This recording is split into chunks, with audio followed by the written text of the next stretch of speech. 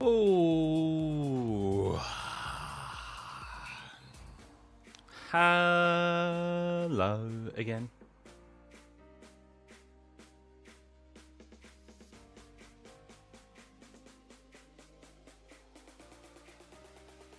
Morning, morning.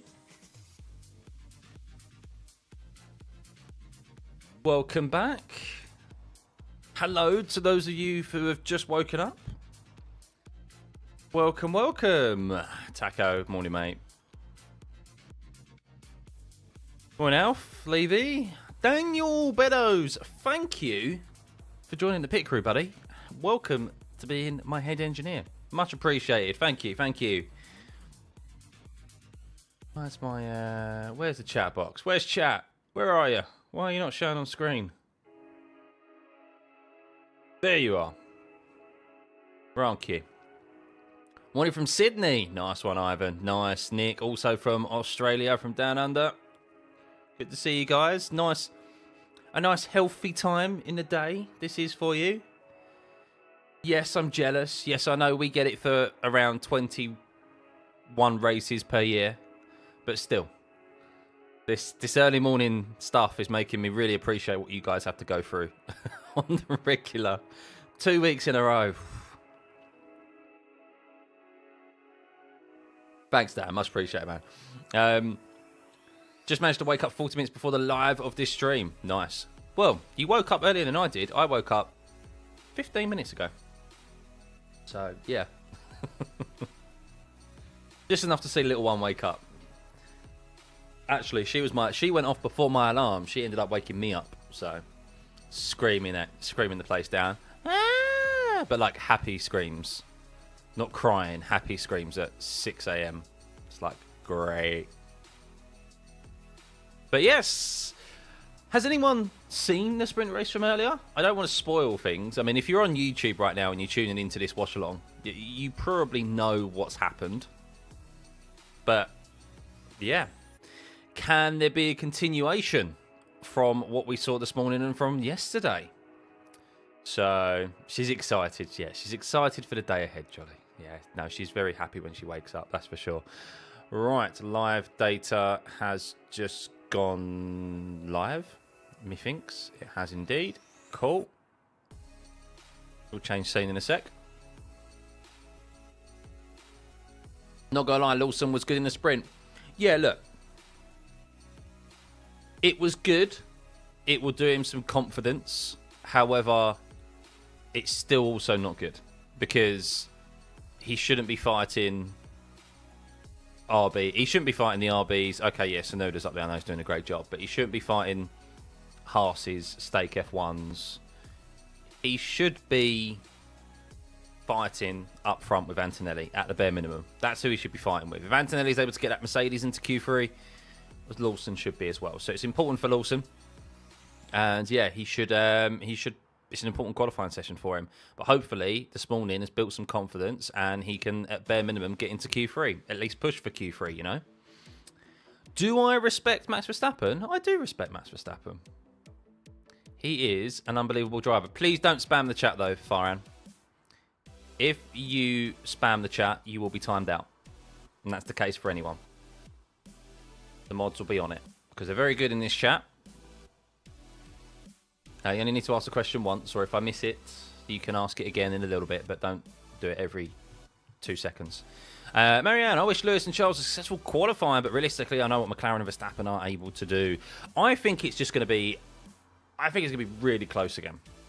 I'm not sure there's anywhere that McLaren could necessarily improve. I mean, I'm not an engineer, so I am talking completely out of my behind right now. But I'm not entirely sure McLaren, if there's anywhere for both of the teams really, where they can massively improve their single lap pace without compromising their race pace. That's the problem. So, but we know how key track position is. So we mentioned this at the end of the sprint race: is what do the teams decide to do? Not entirely sure, but I think there may be a slight change up in the order. I'm just really expecting another close one. I mean, we saw 3 cars yesterday separated by less than a tenth. I mean, Lando arguably could have made that 4 if he didn't lock up at turn 14. I think we're in for potentially the same. I think we are. I think it's going to be really close between maybe the top 6 teams. I don't expect Antonelli to get on par. It does look like he's still just a little bit off the pace compared to his teammate, which is understandable. It's only his second weekend in F1. So, but yeah, I think it's going to be really close between the top of them, or the top guys. So, pull your finger out, Norris. You're my man. Yeah, some mistakes as well in in the sprint race. That mistake cost him 3 positions earlier, and he ended up finishing P8, recovered to P8 actually, rather than into P6. So yeah, where's my little co-host? Oh, she's getting fed. Mrs. Stuffey's looking after her. Hamilton dominate again? Maybe. I mean, if he gets pole position, I can see him doing what he did in the sprint race for sure. Controlling the race, controlling the clean air. Controlling from the front in clean air, because we know how good he is on the tyres. But that may also be the case as well, even in dirty air. We don't know how he will deal. He does control his tyres better than most. So, yeah. Pretty sure Lewis and Verstappen are going to have a really close competition. I mean, people would love that for sure. I'd love that. I think many of you would. Right, let's change scene.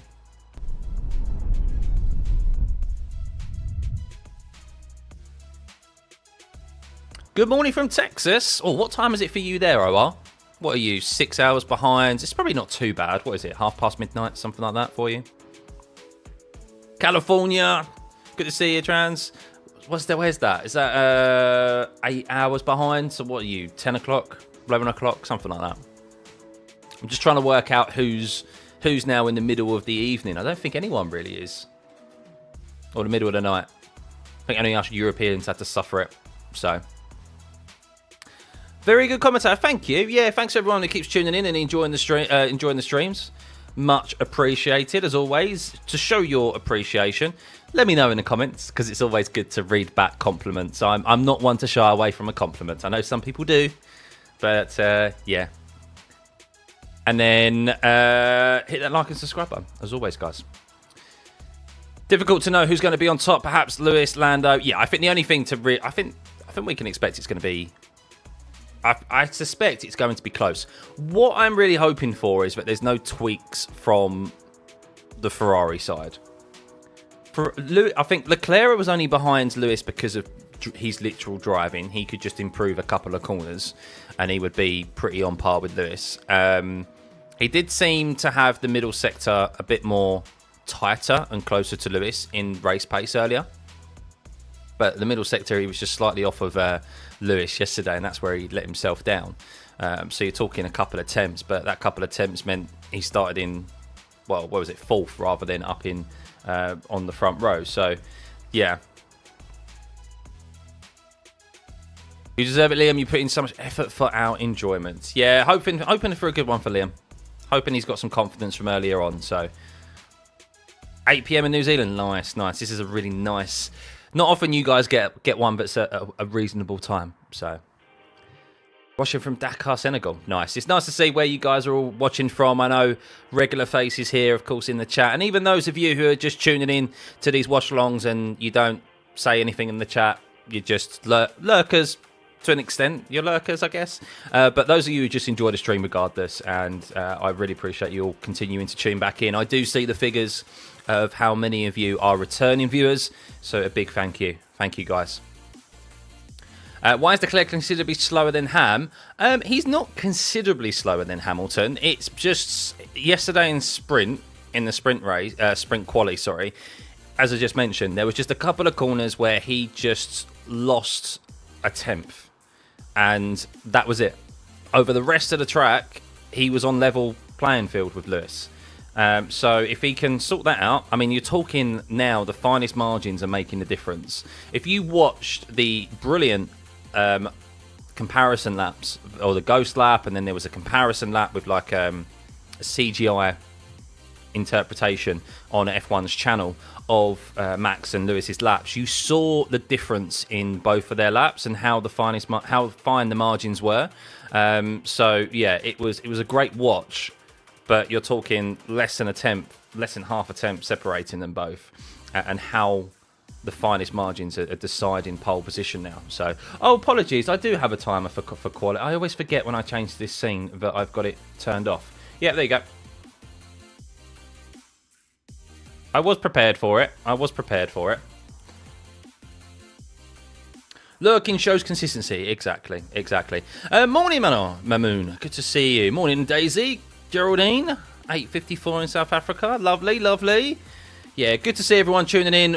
Rolling in for this more suitable times session for us in the UK. It is approaching 7 AM here, so I have had an hour's nap in between. Well, just under an hour's nap in between, and ready to go again. Thank you, Swim. Good to see you back, buddy.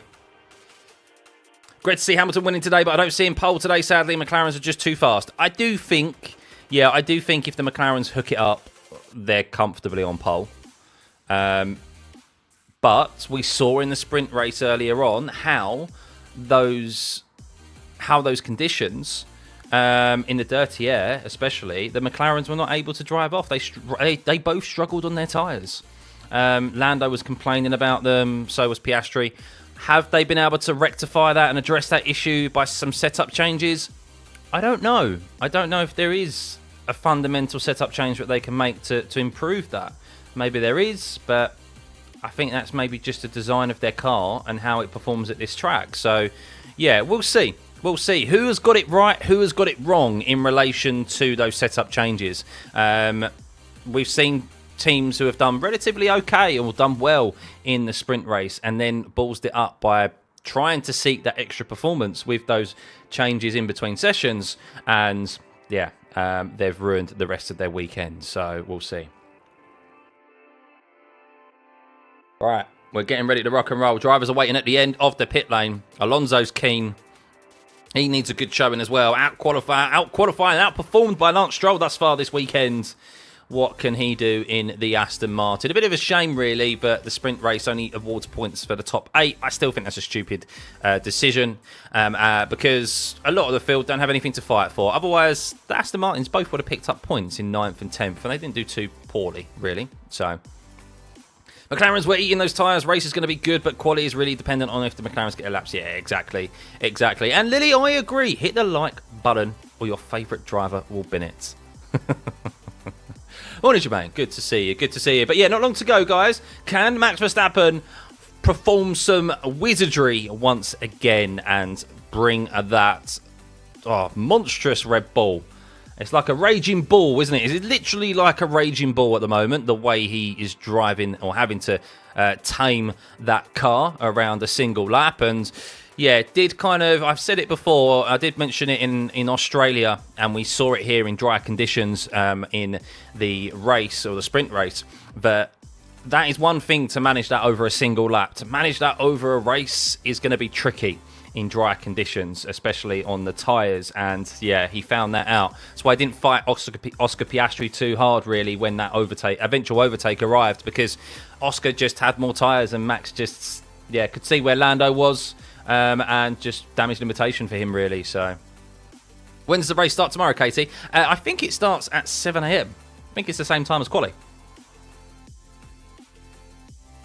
Right, caffeine boost.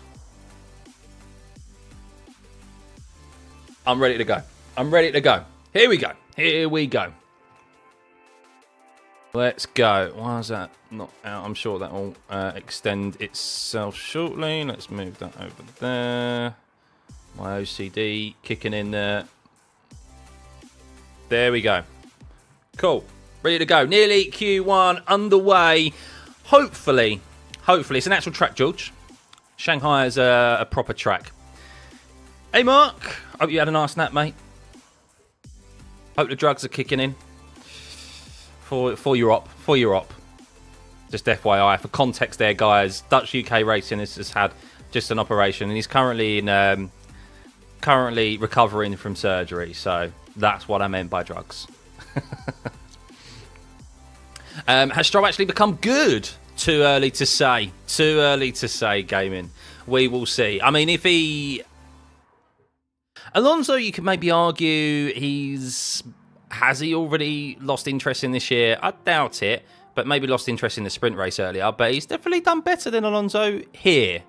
Last weekend, he wasn't doing better than Alonso. Yes, Alonso crashed out, but the overall performance did belong pretty much to Alonso in regards to pace. He did have Stroll comfortably in his back pocket, but here he hasn't. So we'll see. But green light, pit exit open. Q1 is officially underway. Right. Are we going to see any shocks again? I really am rooting for Lawson. I really am rooting for him, and I hope he can get that car bare minimum into Q2. As Lance Stroll out on a used set of softs. That's intriguing. We'll see how he gets on with that. I can't imagine they're going to go particularly too quick. Stroll and good in the same sentence is crazy. If Norris managed to get P1 and if Lewis takes P2, can Lewis overtake Norris? Farhan, there's no... Do not apologise for a question. I only mentioned spam earlier because obviously it just blocks up the chat, that's all. But questions are cool. Yeah, Lewis definitely can overtake Norris. I think anyone can overtake anyone at the moment. We just don't know. We suspect McLaren have the quickest car from what we saw in Australia, what we have seen thus far. Still expect them to be on pole position if they hook it up. But, yeah, from what we saw in the sprint race earlier, I don't think it's as clean cut as what we think. Yes, dirty air plays a factor, but you'd expect that the McLaren would have done much better in the dirty air than what they initially did in the sprint race. So, yeah, definitely. I think anyone can overtake anyone at the moment. Definitely the Red Bull can overtake everyone in Max's hands and vice versa with the Ferraris as well. Don't rule out George Russell. The Mercedes seem to be just a little bit off the pace to whoever's fastest. But he's been quietly going about his business, and I wonder if they've maybe unlocked something in this in-between sessions. So, yeah, we'll keep an eye out on the Mercedes as well. The last sector is what matters for Ferrari and McLaren. McLaren are faster in Sector 1 and the Ferrari are faster in Sector 2. Yes. Yeah. Ferrari, it's beautiful to watch Lewis go through Sector 2. Like, he really has that hooked up. It's so smooth. And the traction that he has off of the corners out of Turn 9 and Turn 10... I mean, he had Verstappen in his back pocket through turns 9 and turn 10. Max would close up the gap under braking, and then Lewis would just get that traction where he was looking after the tyres, and he would just pull out of that DRS and just keep him outside of that 1 second, which just was so important, and is so important here at Shanghai. So, right. On a flying lap now is Fernando Alonso. He is the first driver out there. Oh, sorry, Lance Stroll was the first driver out there on a flying lap. Apologies. And he's already a bit slower than Nico Hülkenberg in the first sector. Alonso takes that away from Hülkenberg. So Alonso currently a couple of attempts quicker than that of his teammate in the first sector. And Stroll will be the first driver to set a lap. Remember, pole position that we saw yesterday was a 1:30.2. So those are the times. Of course, in proper qualifying session here, unlike the sprint quali, they are allowed to use soft tyres throughout. No medium compound tyres that are mandatory. And you can see there that all drivers are using, but very few of them are using brand new sets, to be honest with you. Everyone's kind of using used tyres.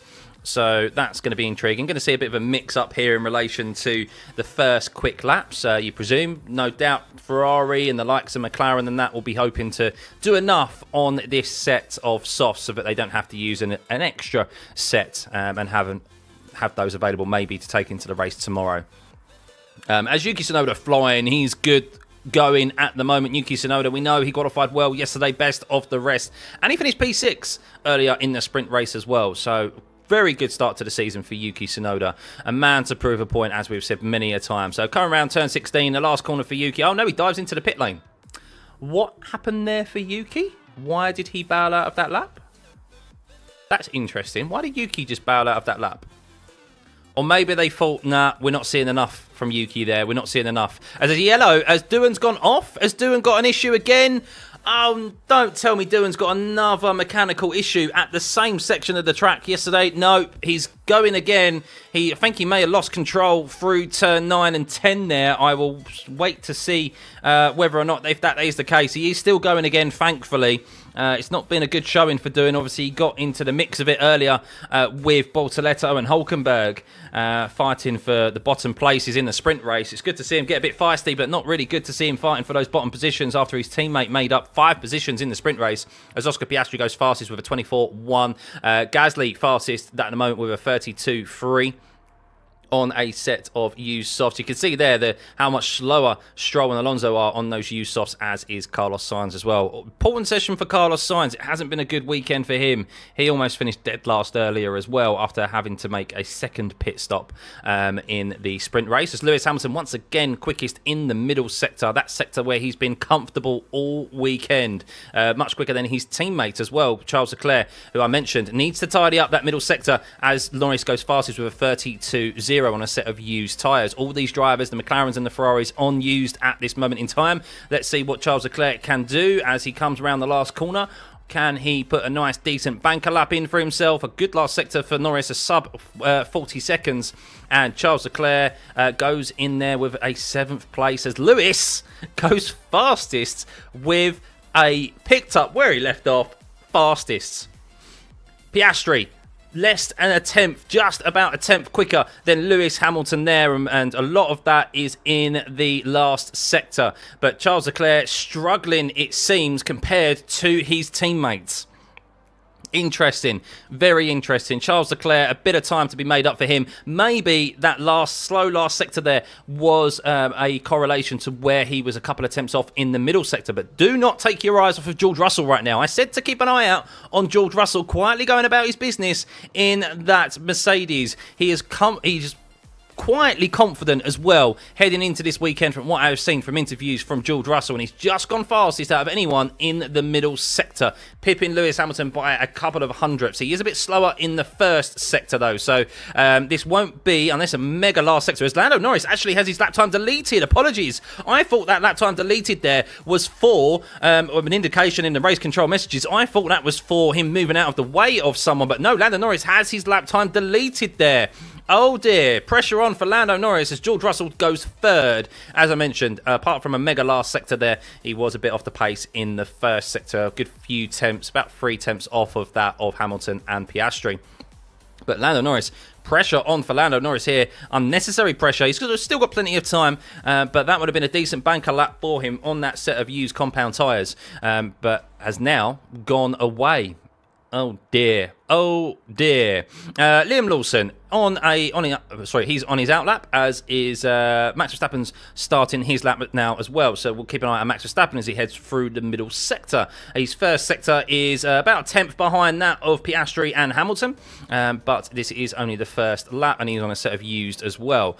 So let's see how he gets on. At the moment, it is Doohan, Lawson, Hadjar, Verstappen, and Tsunoda in the drop zone, but either of those are yet to set a lap. Neither is Albon and Norris. We have 10 minutes remaining of this Q1 session, so plenty of time for drivers to get back out there and set more laps. Max Verstappen, how was his middle sector? Well, his middle sector was a 27.5, which is 4th fastest, about a tenth behind Hamilton and Russell, who are quick, and Piastri, who are quickest in the second sector. So looks like Max Verstappen's probably going to be about 3 tenths off of the top 2, but it'll be enough probably for him to get into the top 3 and get a decent banker lap in. We will see as he comes across the start-finish line, and it is indeed, wow, okay, I ate my words there. Max Verstappen just put in the fastest last sector. He just dumped 3 tenths on everyone in the last sector.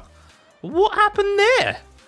Where did that last sector come from Max? He just dumped, he was 2 tenths down on everyone through the rest of the track, and then the last sector he's just dumped 3 tenths on Hamilton and Piastri in the last sector. That's really intriguing there.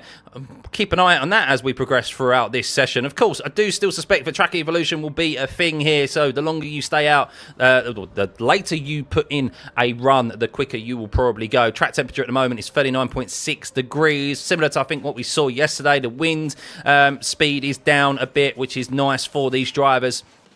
So no unnecessary snaps or to catch them out. Stroll goes P5 there into Russell and Antonelli. Hadjar, quickest in the middle sector. Of course, we're now starting to see brand new tyres put onto these cars. Hamilton's out on a brand new set, as is George Russell, as is Behrman. Leclerc, as Hadjar on a brand new set of softs, goes up into P4. 4 tenths back from Max Verstappen.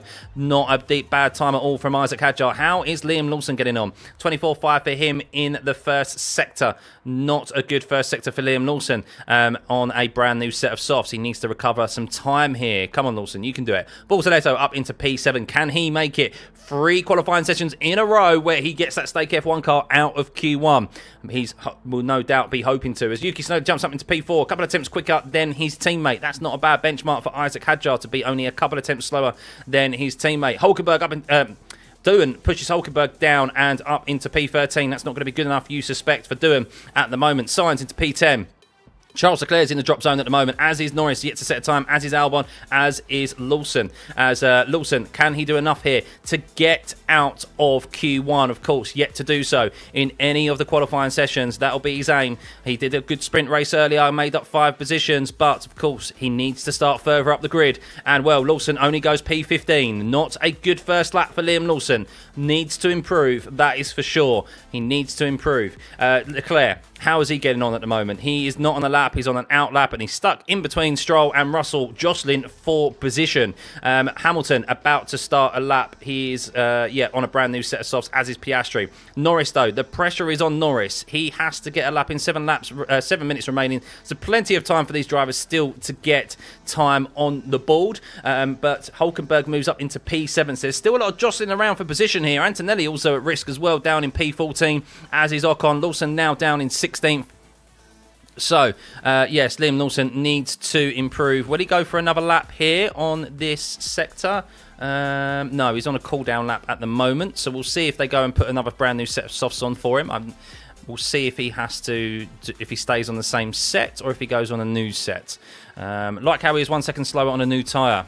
Yeah, not great, is it? Not great. Esteban Ocon up into P12 ahead of Pierre Gasly. Lewis Hamilton, how's he getting on? How is his first sector? Actually slower in the first sector. He's made a bit of a wobble there, a 24.9 compared to a 20. He's almost a second off the first sector on brand new tyres, Lewis Hamilton. So he might have bowed out of this lap already. We'll see if he heads through the second sector, 27.6. So he is still pushing Lewis, but he's wasting a set of tyres here, to be perfectly honest with you, as Norris goes fastest in the first sector. A good 10th quicker than that of Piastri and Hamilton, a 24.0. He did the same yesterday in sprint quali, but of course it was the rest of the lap, or the last sector, where he let himself down. Liam Lawson is indeed coming into the pits to put on a brand new set. He'll get one more stab at it. We'll see if he can get himself out of Q1. Lando Norris, though, how's his middle sector as he goes? Is it purple through the middle sector for Lando Norris? No, it's a 27.7. That is a slow middle sector for Lando Norris there. He's 20th. He is dead last, Lando Norris, in the middle sector.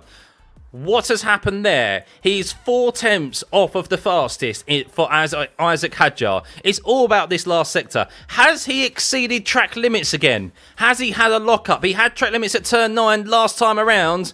Has he still got time, Lando, to set another lap? But it may be on the same. One as Lawson has been noted for failing to slow under yellow flags. Oh dear, his qualifying session could go from bad to worse here. Liam Lawson, we will see, as that isn't taken too kindly. As Norris does enough to go P6 only. P6 only. Is his lap time going to get deleted again? I'm not entirely sure. As Antonelli goes into P3, there's definitely a wobble, a big wobble for Lando Norris in the middle sector that has cost him a lot of time. Maybe a lock-up. Maybe it was just a case of maybe he has gone off track. Nothing yet in regards to track limits, so it should be okay for him. Charles Leclerc, though, at risk in P13 at the moment. What is going on with Charles Leclerc? Not happy round this circuit in that Ferrari. As it currently stands, with 4.5 minutes remaining, it is Dawson, combining the two names there, Jack Doohan, Liam Lawson, Carlos Sainz. Yes, Carlos Sainz, Pierre Gasly and Esteban Ocon at risk of going out. It's very close down there, though. Only the slightest improvements can drag any of those bottom 5 way up the table. So, yeah, we will see. We will see. Lewis Hamilton going to have to give Charles Leclerc the toe, maybe? This is crazy. This is crazy. Looked like it was within limits. Okay, cool. No further investigation for Liam Lawson failing to slow under yellow flags. Why is Lawson struggling to set a lap? I think that we've seen that Red Bull just be an absolute handful. So yeah, watching the replay of Lando Norris, what happened down into the... What happened to him? Why was he so slow? Oh, he just about stayed within track limits. So yeah, he had to go really slow to make sure he stayed within track limits, Lando Norris, and got onto the curb. Oof. Yeah, I want Lawson to do well, but he's evidently just struggling with that Red Bull on low fuel, I think. I think that Red Bull, we see how much of a handful it is. We see it in Max's hands. And, I mean, I'm just watching the onboard of Lawson. It's just so twitchy, man. It's just so twitchy. Like, he's having to fight the car. And I don't think that's him. That's not an indication of Lawson's driving style. That's just an ability. That is just the car. Like, that car is just so unstable for him at the moment. And they need to make it more stable. I don't know how they do that. But, yeah. I mean, he's fighting it in every single corner. So, why isn't Lawson coming out? Because they probably want him to go out as late as possible. There's still plenty of time for him to get round and start his lap. They probably want him to benefit with the track being as grippy as possible. There you go. He is there now. So... But yeah, they need to take some front end out of that Red Bull by the looks of it. They need to take some of it out of Lawson's car so that they can, so that he has a bit more rear stability. But it's just so twitchy. You can't. I don't care who you are, unless you're Max Verstappen, evidently. But 99% of drivers cannot drive a Formula One car like that. So, what is happening with Charles? I don't know. He's just not able to hook it up. And well, they're risking it a little bit. But he should have enough, you'd suspect, in that Ferrari to be able to get out of Q1 on a set of used softs. But yeah, this could be not a good... I mean, he's definitely at risk. He is behind Lewis Hamilton, so Lewis will be giving him a tow. They're both staying out there on this used set of tyres. I don't suspect that there's going to be maybe half a second, maybe famous last words here. I don't suspect there's going to be half a second... gain on the bottom drivers there on Lewis Hamilton in P4 or on Yuki Tsunoda as an example, the top 5. But everyone's out there though, except Max Verstappen. So yeah, they're basically saying to Lawson, you need to go out there and get it done. They're not sending Max out to give Lawson a tow. So yeah, they're basically, you need to go out there and get this sorted. So come on, Lawson, you can do it. But I will say that Red Bull is just, yeah, it's just so twitchy. So twitchy. You can't struggle. Everyone would struggle to drive a car like that unless your name's Max Verstappen, because you're, yeah, very unique in how you drive a car. Right, so here we go. Charles Leclerc at risk at the moment. Lots of drivers at risk, all on brand new sets. There's going to be improvements here, but by how much we will see. Drivers need to be careful not to hold up the pack too much here as they are queuing down into turn 14. Stroll is fighting for position on Behrman and Ocon, but we can see their green sectors across the board. But Charles Leclerc hasn't had the overall great first sector. He's a couple of attempts down on Alonso, the Aston Martin of all people, and George Russell as well. So Charles Leclerc, how is his middle sector? He needs to see green at the bare minimum as Piastri almost matches his teammate's time with a 24.0 in the first sector. Lando Norris just improves on that as he goes to a 23.9. A first driver to go sub 24 seconds. Checkered flag. That is it. That is it for these drivers. Improvements. Hulkenberg goes ahead of Lance Stroll. Of course, he's looking for a decent qualifying position for the first time this year. Bortoletto currently just teetering above the drop zone. He's at a poor middle sector, Bortoletto, which is not going to do him any favours, but can he recover it in the last sector? Hamilton is just helping his teammate with a tow. I think he was. Charles Leclerc, his middle sector was okay. Is it going to be enough? I do suspect it will be, but by how much? Lando Norris is improving, but Charles Leclerc does indeed go P2, so that's much better from him. A much better last sector of 39.7. Lando Norris. Tsunoda goes fastest on a brand new set of tyres to the top of the timing sheets. He is a driver in form at the moment, Yuki Tsunoda. But it's all about Lando Norris. Can he keep it within track limits? Can he keep it in control. We saw him lose control of the car there in turn 14 yesterday. It seems like he's navigated it quite well. And Hadjar goes to RBs are fastest right now. I wonder if Liam Lawson would much prefer being in an RB. But Lawson is improving as Lando goes fastest with a 30.9. Lawson is improving. He has one last sector to contend with, but I'm not sure how quick it's going to be. I don't think this lap time's going to be enough, really, for Lawson to get out. He needs a mega last sector here. Albon into P6. How about Carlos Sainz? Carlos Sainz is up into P9. He's safe at the moment. Bortoletto is confirmed to be eliminated. Gasly is improving, only just up into P15. Behrman is out. How about Lawson? Only into P18 for Lawson. Unfortunately, he is out. P20 qualifying for Liam Lawson. Unbelievable right there. That is a real shame for Liam Lawson. Just cannot get to grips with that car. That is a terrible performance from him. There is no beating around the bush for Liam Lawson in that Red Bull car. He is way off the pace of 32.1. Bortoletto in P19. Jack Doohan in P18. Behrman in P17. And it's another double elimination for Alpine. P16 and P18. Lance Stroll gets through by the skin of his teeth. I don't believe anyone else is out there setting a lap right now. No, and that is it for Q1. We have lost Gasly, Behrman, Doohan, Bortoletto. And it pains me to say, Liam Lawson down in P20. Damn. Yeah, not good. Not good. Only just over 1 second separating the top, the whole field, by the way. That is amazing. That is amazing. Nobody at Max can drive that car. They are humbling the second drivers so they can be a yes man. Yeah, but the thing is, though, is that you can't form... I mean, I get obviously wanting to maybe elevate your number one driver, right? But they've got it to a point where 4 drivers have jumped into the car now and they can't drive it. And these drivers aren't bad. Gasly's not a bad driver. He wasn't a bad driver at the time. Albon wasn't a bad driver. Perez, yeah, you could arguably say, yeah, wasn't on Max's level, but he also wasn't overly a bad driver. He was a good midfield driver. Lawson has shown enough. Like, they shouldn't be able to jump in that second seat and struggle as much as they have done. I think Yuki Tsunoda might have dodged a bullet, you know. I'm looking at it. I think Yuki Tsunoda's dodged a bullet. I don't think you want that second seat. Keep it as far away from me. I'm in the RB car. I can go somewhere else. Showcase that I've got the narrative of that I've been overlooked for that car. And look at what I'm doing in the subpar car. I genuinely think the second Red Bull seat is worse than the RBs. It's a worse seat to be in. It should be the junior seat, really. And the RB team should be almost like deemed as the second driver of Red Bull, you know? So... yeah, Yuki couldn't drive that car. I don't think he could.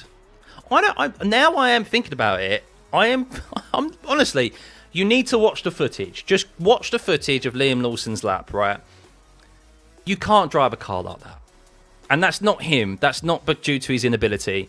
You cannot drive a car that just wants to go in 10 different directions every time you point it into a corner. You just can't. So, yeah. They don't want to have someone challenging Max. But there's a level... I think you could put anyone in a second seat. Arguably, it is the same car. It probably is the same car as Max. But they've designed it around Max. To his liking, understandable, because he's the number one driver. But the problem is...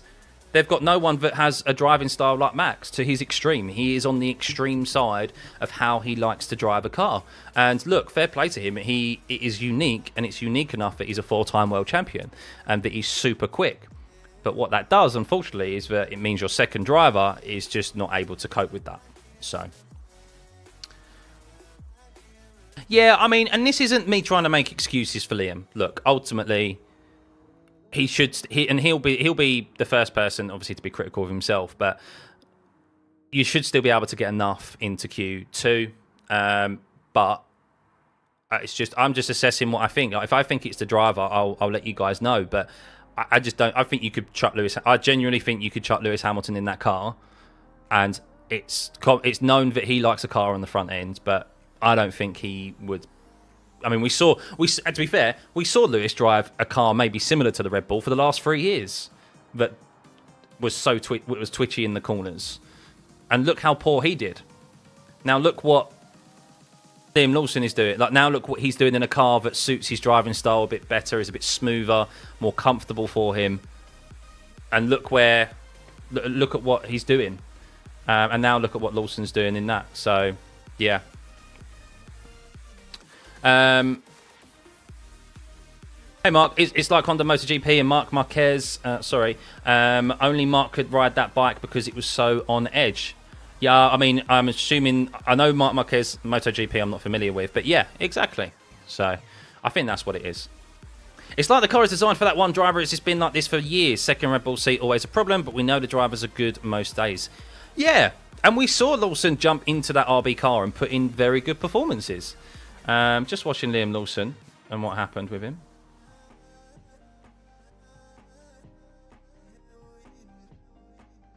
Did he have his lap compromised? No, it was okay. I don't know what's gone wrong with Red Bull. Second seat could have been Yuki. Yeah, I think Yuki's dodged a bullet, personally. But anyway, Q2 is underway. We lost Gasly, Behrman, Doohan, Bortoletto, and Liam Lawson. Yeah, real shame for Lawson. It seems like that Red Bull, as you suspect, is a lot more twitchier on low fuel. He looks a lot more in control of that car in the sprint race when it had more fuel on board. So hopefully Lawson can have a decent recovery drive tomorrow. But yeah, some serious issues there with Lawson in handling that Red Bull at the moment. And only Max Verstappen can wring the neck of it and tame it, as we say. But yeah, it's a surprise that Alpine, after Gasly's strong race performance earlier in the sprint race, gaining 5 positions, I'm surprised he's also gone out in qualifying. So yeah, clearly an issue there with Alpine's single lap pace. Makes Doohan seem not as bad. He only got out qualified there by his teammate by a 10th, so you're not talking big gaps there between the two of them. So that'll make Doohan feel a little bit more better about himself. Shame about Bortoletto, unfortunately, had an error in the middle sector, which cost him. Otherwise, he potentially could have got out of Q1 once again. But yes, Nico Hulkenberg will be glad to see that he has out-qualified his teammate for the first time this season. Of course, the third qualifying session we have seen thus far in only the second weekend. We're seeing the Mercedes go out there. Who else will go out in Q2? So no doubt drivers will be putting on fresh sets of softs. The track temperature's cooled slightly by about a degree to 38.7 degrees as it currently stands. And well, we've seen Charles Leclerc struggle a little bit. He put a decent time in at the end, but yeah, we saw a couple of drivers there struggling to get their laps in. So will we see the same again? Only one driver did a single solitary lap there, and it was Max Verstappen. So, yes. I guess Hamilton will do that great in Q3. Let's hope for the best. Needs to get through there first. I think the Ferraris are set for race pace because they seem to be slower than the other day. Lewis only did laps on a set of used top softs, and Charles Leclerc. So yeah, sorry, the timing screens were incorrect that Charles Leclerc and Lewis Hamilton came out on a brand new set of softs. The reason they were slower is because they were on a set of used. So they did a couple of laps on the same set. Right, Hadjar and Tsunoda are out on a brand new set. The RBs are looking good, aren't they? Be great to see Hadjar sneak into Q3. Yuki Tsunoda's trying to make it 3 for 3 to make it into Q3 and be the best of the rest. Will he be able to do it? Carlos Sainz needs a good showing as well. Can he make it into Q3? The sprint quali and the sprint race was poor for him. He said he did have a loose seat in sprint quali, which evidently would not help with trying to feel confident in the car and set a decent lap time. But yeah, really faltered in the race and quit on that pretty quickly after they realised they weren't going to be able to score points. If no driver can drive next to Max, Max is the problem. Well, but the thing is, it's what does Red Bull want? That's the thing. They're not going to be happy with a driver down in 20th place, of course not, or getting out in Q1. But their sole aim is to win another World Drivers' Championship. Their sole aim is Max. Do they want to sacrifice potentially sacrifice Max's speed and ability just by getting a second driver further up the grid? Because the constructors is not their interest at all. So they are probably, and it sounds cutthroat, and we know Red Bull are cutthroat. They're probably happy and probably know that no one is going to come into that second seat and be anywhere near Max. Probably struggle to get it into Q3. They probably know that from the outset, and they're probably using these drivers as fall guys, maybe. I don't know. It's just a theory, but how can you not know that drivers will come into that car and struggle? Yeah. Especially after it's a pattern. It's not a coincidence now. It's a pattern. It's the fourth driver to struggle with a car that's like this. So, yeah. Anywho, we have Q2. Enough talk about Liam Lawson for now. Let's focus on who's going to be able to get through here. So, George Russell, first driver out there. Sorry, he's not the first driver out there to set a lap. I believe at the moment that will be Esteban Ocon as he comes around the last corner. How will the Haas's get on? Will we see a sneaky Q3 performance from Esteban Ocon? He's definitely going to out-qualify Louis Behrman this time around. Roles reversed after he got out-qualified by his teammates in sprint quali. But we can see a 31.7 for Ocon. That's not going to be good enough to definitely stay up there, that's for sure. Antonelli goes P1 on a set of used tyres. But we are seeing purples across the board. Lando Norris going quick in the first sector. Once again, another sub-24 second first sector. He's the only driver thus far to go sub-24 seconds in the first sector. You can see there he's 3 tenths quicker than most drivers in that sector at the moment. Only his teammate has been able to keep it close to him. He's actually 3 tenths quicker than his teammate on this very lap on a brand new set of softs. Isaac Hadjar up into P4, 31.8. There's definitely more on the table for him there if you can see where Ocon and what lap time he has done. How's Yuki getting on? Yuki, 24.2 for him, 23.7. It is looking like that he is on level par with his teammate at the moment as Lando Norris goes second fastest out of anyone in the middle sector today. So this is going to be a quick time for Lando, barring he can navigate his way around the last corner. We saw him have an issue there yesterday. Russell to the top of the timing sheets with a 31.3. Those aren't particularly quick times. As Piastri finds a decent amount of time in the last sector there, 39.6, as he was a little bit off the pace everywhere else. But his teammate putting a timer down, a benchmark down for the rest of the field. A 4 tenths on his teammate on a brand new set of softs. But bearing in mind, we did see lap times yesterday that were half a second quicker than that. Pole position was half a second quicker, a 30.2. Lewis Hamilton set that lap on a used set of softs, so he has yet to go out on brand new set of softs, so that's why he's 8 tenths off the pace. Charles Leclerc is also going to be similar pace behind. Yep, slots in right behind Lewis Hamilton, only a couple of hundredths separating them as he is also...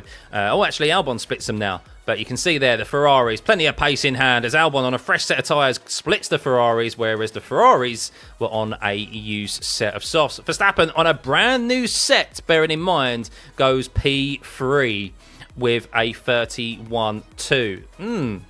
Thought we'd get a bit more out of Max there on a brand new set of softs. So how quick really is that Red Bull? Was there an error there for Max? I'm not sure. What was his sector times? 27.4, 39.7. I mean, they look pretty... The first sector looks good. The middle sector's a bit off the pace. A couple of attempts off the pace there. Apologies. Sainz fell off hard. Yeah, Sainz is struggling at the moment, isn't he? I didn't realise that. Sainz down in 15th. He's struggling. 31.9 at the moment. 3 attempts off of his teammates. At the moment, Nico Hulkenberg is bringing a stake F1 car into Q3. Surely not. Surely not. We will see. But yes, that's the first run of all these drivers. No doubt they're going to be dipping into the pit lane to put on a brand new set. We have 7 minutes remaining. And then there'll be another lap, another run for these drivers. Of course, it's... I'm surprised Ferrari have... I mean, they clearly think they've got enough in hand and they're comfortable with their drivers. But I still feel like not getting a first... a decent lap in there is risking it a bit, you know. It's only a temp separating P7 to P11, so Liam Lawson just speaking of no more Liam Lawson chat, he's being interviewed right now. He's just saying, look, he's saying he's just really struggling with the car. He said the window is really small. The window of performance is really small, and I need to just get a handle on it. He goes, it's no excuse. So, yeah, I think everyone can see he's evidently struggling with the car. So, yeah. Don't underestimate Charles. One lap wonder Leclerc. Yeah, no, I have faith in the Ferrari driver. I'm just saying we've seen drivers lose control of the car throughout these. We've seen drivers have moments, which have cost them track limits throughout these sessions, and we see how tight qualifying is right now. Of course, we do suspect Hamilton and Leclerc have plenty in their back pocket, but you never know. You never know. Obviously, traffic always plays a factor, but they obviously want to save a set of soft tyres and ensure that they have 2 brand new sets available in the last Q3, rather than use 2 brand new sets now, most likely. We all knew what would happen in the end. Stake F1 would storm past everyone. Is Suzuka similar to China in conditions? What you mean conditions as in whether it's going to rain or not, or dry? I don't know. It's a high-loaded circuit. Suzuka will be a better testament for Liam Lawson. It'll be a better test for him at a circuit he knows. But I don't think the circuits are the issue for him. It's just the fact of the handling of that car. The handling of that car is the issue, and it doesn't matter what circuit you go to. If you can't get on top of that and adapt to it, and it's the way that car's driving is going to take a number of races and a number of weekends to adapt to it. So yeah. Why is Hamilton not pushing the car? Because he's not out there on track at the moment. He's only been on used sets of tyres, but we are going to see new sets now, no doubts, because anyone is really at risk here, I think, even from Max Verstappen. There's definitely improvements potentially to be made from everyone there. Actually, do I say that? Can I see an improvement from Hülkenberg, Stroll, Hadjar? I think so. I think they can get into the low 130s. I think they can. So, do I like this circuit? I've ever driven it on a simulator. I've never, no. It's not on iRacing. I'd love for it to be on the simulator. I think it's a top circuit, Shanghai. Love this circuit. So it's a great return. Of course, we missed it for a few years due to COVID. But yeah, it's a great circuit. I'd love to see Malaysia back on the calendar as well. But guys, if you're enjoying this stream, please hit that like and subscribe button. We are trying to hit 40,000 subs. What are we at the moment? 36.6. Lovely. Lovely jubbly. Big thank you as always for tuning back in. I've just ended the poll. Didn't realise that. Over 2,000 votes. 55% of you think Ferrari is going to be on pole. 30% think McLaren. We will see. Red Bull 11% and Mercedes 2%. Could I beat Kirov in sim racing, guy? I have no idea. I don't know Kirov's ability. Depends on what car, probably. It's all dependent on the car. He'd probably slap me on GT racing. I know he does Gran Turismo. But yeah, iRacing's my thing. Rain in this circuit going to be like a big oof moment. Now, I don't think there's any rain forecast for this weekend. There's rain forecast for after the race finishes, but not actually for the race itself. But yeah, which is nice. I want to see a dry race, to be honest with you. I want to see the tyres and see how these teams deal with those tyres. And we're expecting a 2-stop strategy tomorrow, which will make things interesting. So yeah. Right, Antonelli is on a lap. He's the first driver out there to go and set a time. George Russell will be closely following him. Who is at risk at the moment? Well, Carlos Sainz is most definitely at risk. He is P15, not able to really get a handle on this car at this circuit, it seems, but will he be able to get it through to Q3? In Carlos Sainz, we have faith. Fernando Alonso in P14. Can he out-qualify Lance Stroll? He has been off the pace of his teammate all weekend. So let's see if he's going to make that 3 sessions in a row where he's finished behind his teammate. Isaac Hadjar. Go on, Hadjar. You can get it into Q3, surely. Already a good showing from him, and he'll be hopefully looking to get a decent starting position for tomorrow. After a good sprint race earlier, a feisty one. Hülkenberg, can Hülkenberg do the impossible and drag that green tractor? Well, it won't be a green tractor. It'll be one of those Lamborghini tractors, won't it? If he gets that car into Q3. Because Hülkenberg, 24, he's on his lap now. Right, so Hülkenberg is slower in his first sector compared to what he did in the first time around, the 24.2. So he's already lost a bit of time there. But he's quicker than Lewis Hamilton in the first sector. So that's something to take stock of for Nico Hülkenberg. How is his middle sector? As we can see that, where is Kimi Antonelli? Kimi Antonelli's had to back out of his lap. Kimi Antonelli's had to back out of his lap. I think he's going to have did he do a second out lap? Okay, Kimi Antonelli's doing a second out lap, it seems. So no cause for concern there. No cause for concern, as George Russell also doing a second as George Russell's backing up. So George Russell happy with his time? I think George Russell's happy with his time. Okay, right, Nico Hulkenberg, Lewis Hamilton. Lewis Hamilton fastest in the middle sector once again. He loves that middle sector here this week. Even though he's slightly off the pace in the first sector, a much better second sector for him as Max Verstappen does improve slightly, but he's still 3.5 tenths off of Lando Norris's time there in P1. As Hulkenberg does push Charles Leclerc down, and I'm not entirely sure what's happened with the track map right now, ladies and gentlemen. This has just disappeared, so what's gone on there with the track map? That's disappointing. Apologies, that's out of my control. We'll try and get that back up as it just disappeared. That was very bizarre, very bizarre. Not entirely sure what happened there. Right. Lewis Hamilton, P6. Only P6 for Lewis Hamilton. So not the best last sector, it seems. Is he at risk? 7 tenths. He's only 2 tenths above the timing, above the drop zone at the moment as Charles Leclerc pushes him down. That's not also a particularly good time for Charles Leclerc. Lance Stroll, is he improving? Well, he's improving slightly. We know Nico Hulkenberg is probably going to be pushed out here. There are improvements across the board. That's Ocon. So that's 2 positions safe for Lewis Hamilton. Only 3 more improvements and he will be... 4 more improvements. So I think he's okay. Hadjar up into P4. Wow.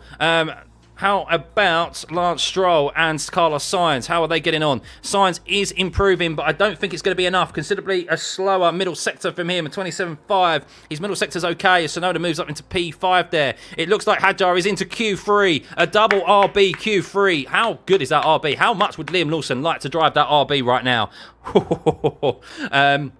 As I said, I think Yuki Tsunoda may have dodged a bullet. I think Verstappen's giving Sainz a cheeky little toe there down into turn 14. Can he get himself out? I think he's the only driver we are waiting upon. Fernando Alonso, can he drag it out? Because Stroll hasn't been able to... He's got ahead of his teammate Stroll, so it's a double elimination for the Aston Martin cars, but it's all about Carlos Sainz. Can he get it into Q3?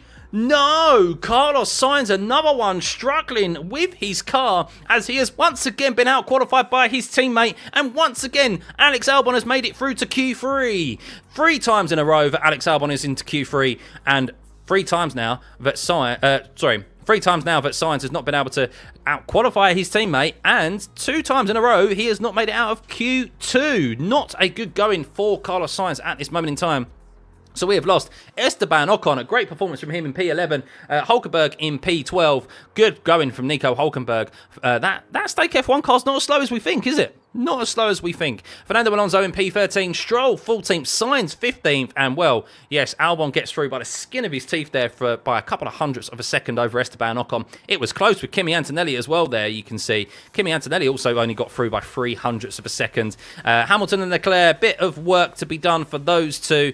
I'd expected them to be a bit quicker there, but interesting that they were so far off the pace. Remember, 30.2 is what we saw in quali yesterday. Maybe the track's not as quick as yesterday. Maybe the track's not as quick. But yes, 2 RBs up in P4 and P5 in Q2. Wow, well. Liam Lawson would... How much would he be like to be driving that car right now? Man, that Norris lap still to be that far ahead is absurd. Yeah, he's got it hooked up at the moment. With such performance, I don't see a Ferrari pole. Maybe. I mean, I don't know. We'll see. We will see. I still think there's plenty in the tank for everyone there, to be honest with you. This is why I support Red Bull and Max, but if the Racing Bull is a better car, I need Max in it. Yuki is in ascended Super Saiyan mode. But yeah, he's quit. What are the speed traps like? What are the speed traps like at the moment? I'm trying to see... So the Ferraris are actually quickest in the first and second sector when it comes to speed. Lewis Hamilton's 14th fastest when it comes to the speed trap in down the back straight. 3.32 compared to Verstappen, who got 3.39. So yeah, he's quite the way down the bottom. They're losing time in that last sector. Well, they're not particularly quick in the first. I mean, they're a couple of attempts off in the first sector. But the last sector is really where they're losing a lot of time. 39.8 for Lewis at the moment. I'll show you the sector times, actually. What am I doing? I'll just show you the sector times. It's a lot easier, isn't it, at the moment? So this is their fastest sector times throughout qualifying, so it doesn't mean necessarily last session. And, well, you can see here that, well, Lewis Hamilton, at 39.8, is 12th. He's 12th in the last sector. And he's 3 tenths off of Lando Norris. And he's 2 tenths off of Lando Norris in the first sector as well. So it's pretty neck and neck between the McLarens in the middle sector. So the McLarens have definitely found out their issues there. So, yeah, I do suspect a Norris pole the way it's looking. But there is definite improvements for both Ferraris at the moment. They just looks like they haven't really been able to hook up a lap in all sectors. So, But maybe they've made some setup changes based on what they learned from the sprint race. I don't know. But maybe will benefit them in the race tomorrow rather than a single lap pace. I mean, we know track position's key, but you can't be qualifying down in 7th and 8th if you want to be thinking about winning the race tomorrow. So you need to be minimum 2nd row, really. How do I know which laps are sector 2? You don't know what laps they've set them in. That's the problem with when you're looking at the sector leaderboard. That's just what they've done fastest-wise in their laps, in all the laps across quali. So it could have been from first race, second race. Too much wing taco? Maybe. It may be that they just haven't had a decent run. I don't know. I really don't know at the moment. Hopefully they haven't tweaked with the car too much. Or maybe they have and they're like, look, we need to do something to try and better look after these tyres tomorrow. How many new tyres does Leclerc have left? He has. I think Leclerc and Hamilton have both 2 brand new sets available. So, but I think at the moment it is looking like Norris has the single lap pace. It wouldn't surprise me if you saw a front row of McLaren, and then who knows who'll be behind them. So that's probably maybe what Ferrari's aim is, to try and get on the 2nd row. Thank you, Ming. Good to see you. I feel sorry for the poor lad Lawson. Don't see him staying with Red Bull in the near future. I don't know. I really don't know at the moment. Who knows what's happening there? Why is Hamilton so slow? Who knows? Who knows? That's what we're just discussing. Alex Albon is buzzing that he got through into Q3. 3 times in a row, Alex Albon into Q3. He's pumping the air with his fists. Great showing from Albon thus far. Of course, a lot of talk, myself included, was Carlos Sainz might get the better of him. And unfortunately, that's not the case. But Isaac Hadjar, I think, at the moment, is the story of today in this qualifying session into Q3. What a response after last week. What a response. Yuki, of course, doing things that we know Yuki can do. Continuing that great form. He's into Q3, like Alex Albon for the 3rd time in a row. And Alex Albon has been pipped by Yuki every single time thus far in qualifying. Can he get his own back and finally out-qualify Yuki Tsunoda? Not long to find out, guys. 12 minutes as drivers are heading to the end of the pit lane. We have 12 minutes to find out who will be on pole position. Ooh. Thank you, Ab. Step out for 1 second and someone spams the chat. Got to stay on it, Taco. How is qualifying so different in the same track and same conditions? By the way, sprint and now. So you're talking about sprint quali or the sprint? Because it's later on in the day. The winds, the wind speed is different. The air temperature, the track temperature in particular. It's starting to cool a little bit, actually. We started this qualifying around 40 degrees and it's now 37.2. So honestly, a degree here or there can make the real difference as to whether or not a car can perform. You speak about Liam Lawson, where the window of performance is so small, similar to how Mercedes were last year as well. A couple of degrees here or there can be the case of your car working perfectly and it not. So, yeah, good to see you, Ab. Max will win this season. Yeah, I don't think that's unreasonable to assume that he will will win a race this season. Yeah, for sure. Just for clarification, 12 minutes is fixed for each quali session, only for Q3. It gets smaller by 3 minutes every session. Starts at 18 minutes and then goes down to 15 minutes and then 12 minutes. Oh, have I got that? Snooze, an update. I do not want an update right now. So, P12 was really nice from the Hulk. Really, really wanted it to be 2026 already. Yeah. Oh, don't you have a go at my accent, Vishnu. McLaren is quicker, Ferrari is faster, Red Bull is... Well, we'll see. Right, crunch time, ladies and gentlemen, crunch time. These drivers, I believe, have all soft tyre, brand new softs available to them, apart from maybe the Williams and the... We'll see in a second, and the RB cars. They may have used an extra set of softs to get through to Q3, which is understandable. Obviously, their aim is to get to Q3 and be at the top of the midfield. So I think, yes, they are indeed on new softs, Hadjar, Sonoda and Albon, but they're kind of in their own quali session in themselves, really. They're trying to be best of the rest. I mean, they could out-qualify Antonelli. You never know, because he seems to have struggled a little bit thus far, but not long to find out. Hamilton is coming out ahead of Charles Leclerc, so Leclerc will get the benefit of a cheeky little toe, we presume. So, was there a poll for pole? There was, yes. A lot of you overwhelmingly, well, it was 50% for the Ferraris, and it was 30% for the McLarens. And then it was 11% for the Red Bull and 2% for the Mercedes. So, good memory I've got there, guys. Good memory. That's why you tune in. Please continue to hit that like button, guys. We've got 4,000 of you in here and only 300 likes. Or nearly 400 likes. Unbelievable. Please hit that thumbs up, guys, if you are enjoying this stream and if you're enjoying the content. We'll be back tomorrow, of course, for the full race. We did the sprint race earlier.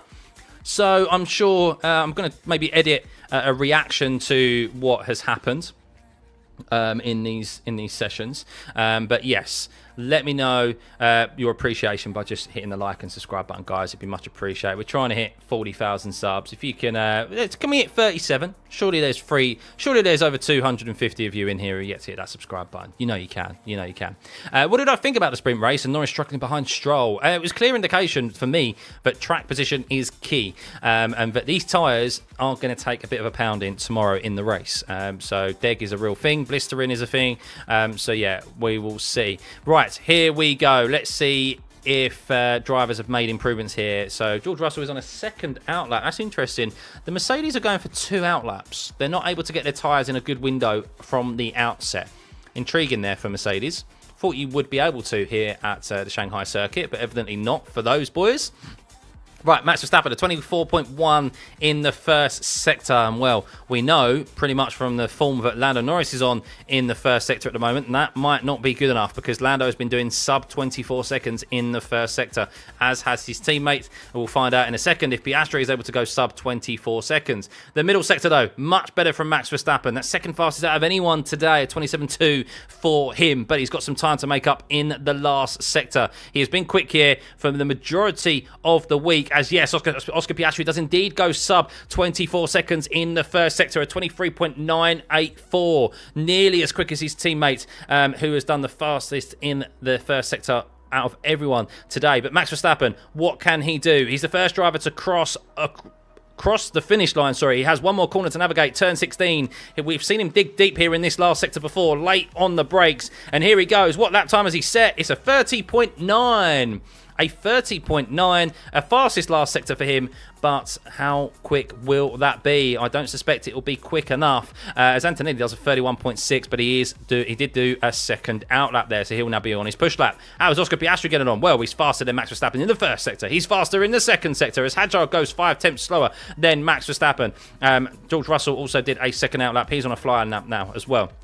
Sonoda 2 tenths behind his teammate Hadjar there on the first lap. That's interesting. Although, was that a push lap? Or I'm not entirely. I think that was a push lap for both of the RB cars. I'll check to see if that is the case, as Piastri goes 2 tenths quicker than Max Verstappen there. Not able to take the fastest last sector. You're talking a couple of hundredths, but a 30.7 for Oscar Piastri. So this track is evidently slower than it was yesterday, as Norris is slightly off of his teammate here, and he's a couple of tenths down, it seems, in the middle sector on Piastri. Lewis Hamilton just behind Verstappen there, 0.02 of a second behind Max Verstappen in the overall there, as Charles Leclerc still, as he has been for the majority of this weekend, just off the pace of his teammate Lewis Hamilton, and a mega last sector there for Lando Norris to claw back that time on his teammate. He was a couple of attempts down on Piastri, and he clawed it back in the last sector to only just be under a tenth away from his teammate Oscar Piastri. Can Piastri secure his first pole?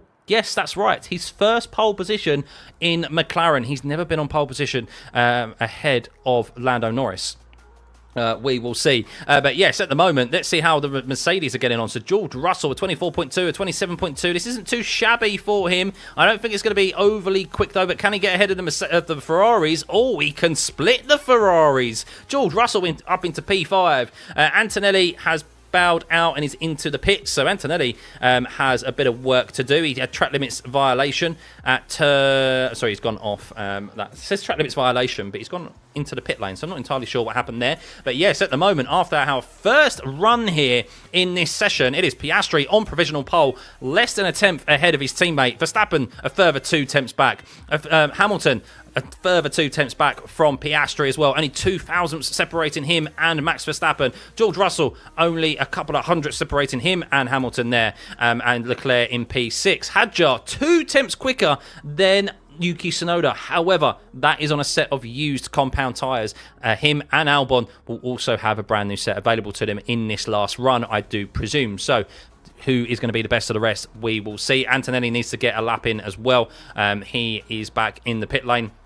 So yes, this order could still very much change. I do suspect we will see improvements, but how much will we see an improvement? We're not going to see the half a second that we saw yesterday in Sprint Quali, where we saw Sprint Quali be 30.2. Just watching an onboard of Kimi Antonelli, and Antonelli got track limits. So why Antonelli got track limits violation at turn 16 is that he had to bail out because he went wide at the last corner, which technically is a prep for your flying lap, and because of that, he had to bail out very instantly on his push lap, so that's why he's down in P10 at the moment. It was a 30.8 in Sprint Quali, was it? Sorry if that was a bit high, apologies. Was it a 30.8? I thought it was a 30.2. Okay, so we are quicker. I take it back. I was wrong. See, chat, this is why I rely on you. See, this is why we've got a good relationship, you see? You're able to correct me when I'm wrong. Setup change came in clutch for McLaren. I mean, maybe. I mean, have they made changes? I suspect they would have done, but I mean, we expected them to kind of be on pole position yesterday, really. So, yeah, we'll see. But Hamilton, I think a second row start, Hamilton would like. Hamilton will like a second row start because I think he'll feel comfortable that Ferrari, he's got the race pace to take it to those drivers ahead of him tomorrow. So, why is Lin performing so bad? Was Yuki a better choice? I don't think Yuki could go in that car and do a better job than Lawson, to be honest with you. The way I see Yuki drive a car, I'm struggling to pinpoint anyone on the grid who would go into that Red Bull with their current driving styles and be able to adapt to that. I'm really struggling to see anyone who could. Honestly, it's mad. Absolutely mad. Yesterday, the optimal lap for Maka was 3 tenths quicker than everyone else. Yeah, exactly. I do suspect... sorry, Piastri fans. I do suspect Lando is going to dig deep here and will get a... I do suspect he was a couple of attempts off in that middle sector compared to Piastri there, and he clawed it back. I think Norris has the pace to be on pole position comfortably here over Piastri. But we'll see. We will see. That's my prediction. A McLaren front row, Norris and Piastri. I think Hamilton will pit Verstappen. I do. But... hang on. Oh, no. Oh, no. The Max Verstappen has been given an unsafe... oh, my God. But in qualifying, I'm not sure if it matters or not. He's been given... that's a plum... I've been told, a plum unsafe release into the Red Bulls, into the RB car. We'll see. We'll see. Hang on, just watching a replay of it. What happened?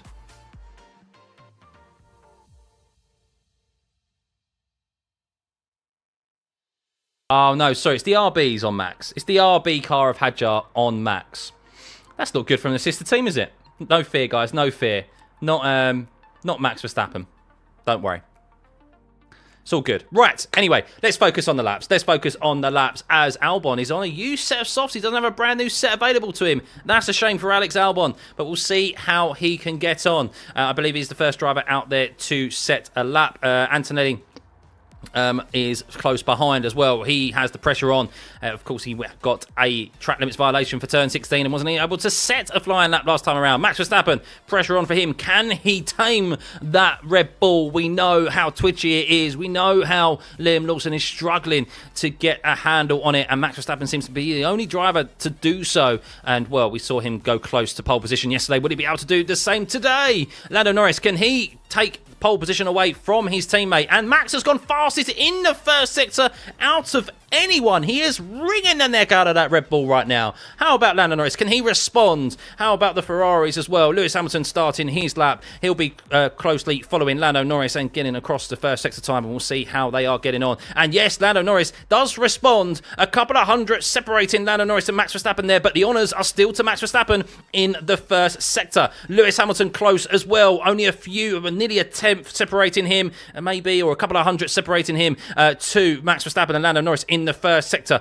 Piastri, even though it's yellow, is also sub 24 seconds in the first sector. It is neck and neck here as it currently stands. However, Max has had a slow middle sector, a 27.3 for him. Norris has also had a slow middle sector as well, a 27.4. They're not improving in the middle sector. How about Lewis Hamilton? Can he improve? No, a 27.3. There's something catching the drivers out in the middle sector at this moment in time. How about Oscar Piastri as Antonelli moves into P7? Oscar Piastri also slower in the middle sector, but quicker than anyone else at the moment. Max Verstappen, can he improve? He can improve, but it's not good enough to catch the McLarens. It's P3. There's noted unsafe release of Hadjar, as we mentioned. Isaac Hadjar goes ahead of Antonelli, ahead of the Mercedes, and qualifies minimum ahead of Antonelli. Will he be able to stay the best of the rest in P7? How about Charles Leclerc? Charles Leclerc is improving as well. How is his middle sector? Can he put in a stonker of a lap here at the end? Lando Norris cannot improve, so he bows in. He won't be in pole position. I don't think Oscar Piastri can improve. We will see as Charles Leclerc does a 27.3 in the middle sector as well. Hamilton cannot improve in the middle and last sector. Piastri does improve in the last sector and increases his pole position at 1.5 tenths over Lando Norris. That is potentially pole position for Piastri right now. It needs a mega last sector for Charles Leclerc in the last for him. I'm not sure he'll be able to do it. I could be wrong. We will see. It's all on Charles Leclerc's shoulders now, and potentially George Russell. George Russell isn't far off the pace either. I said he's been quiet this weekend. He's quietly going about his business, but it's Charles Leclerc first. He improves, but not enough. P6 for Charles Leclerc. It's all on George Russell. How is his last sector? He's, as I mentioned, quietly going about his business. He's been quietly confident. Where does he go? George Russell, P2. So close for George Russell. Less than a tenth. He splits the McLarens, and George Russell goes P2 alongside Oscar Piastri.